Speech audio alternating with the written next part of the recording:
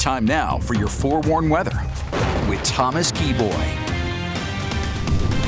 Good morning, Utah, and happy Friday. The time is currently 6:13. It's a much calmer start to the morning this morning compared to what we were talking about yesterday morning. High pressure is now in the process of building in, and we'll see gradually clearing conditions as we go through today. Just out there this morning, there are still a few light lingering snow showers in the high country, and we might see a little bit of fog in spots, but otherwise you really shouldn't find too many issues as you head off to work, school, or wherever you need to be.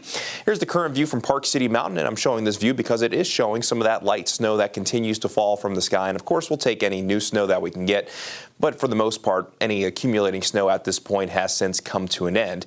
And while it wasn't the most impressive storm that we have seen so far this season, it's just nice to pick up some fresh new snow.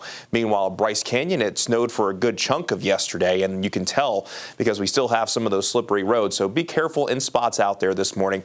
But we are looking at clear conditions even down around Bryce Canyon country. Temperatures are starting off mainly in the 20s and 30s out there. Park City sitting at 21 degrees. We're at 37 degrees in Salt Lake, 32 degrees in Price, and we're sitting at 38 degrees in St. George, while Logan is just above freezing right now, sitting at 34. If you're planning on taking your dog for a walk today, should be a nice day to do so as we close out this work week. This is little Walter Lee right here, and he's walking up to you asking, where's his leash?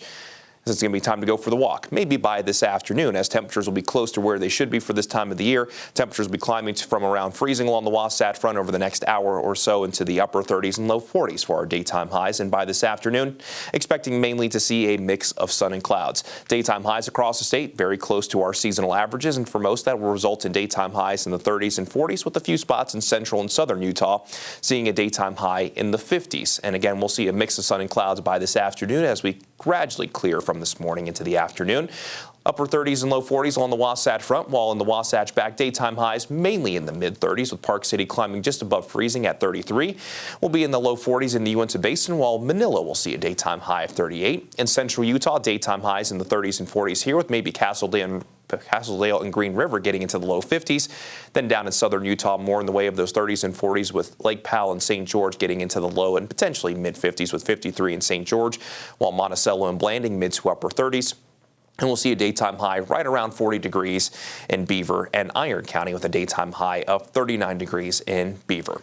Let's go ahead and begin the Futurecast, and we'll start this at 9 o'clock this morning, and I'm going to take you through the next 72 hours where there's really not going to be too much to see outside.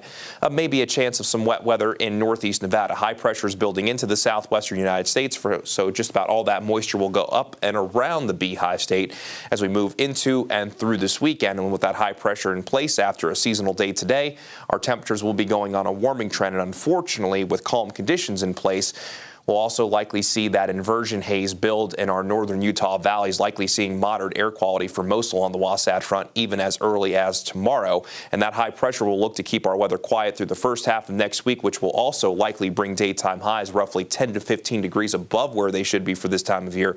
Maybe by the second half of next week into next weekend, that high pressure could move out of the way and we move into a much more active pattern. It's just something that we're going to have to watch. But when we look at the long-range outlook from the Climate Prediction Center, there is a reason to be cautiously optimistic that the southwestern United States, including Utah, will be moving into a much more active pattern as we move into the month of February after a relatively calm and warm end to the month in January. We'll keep you posted there.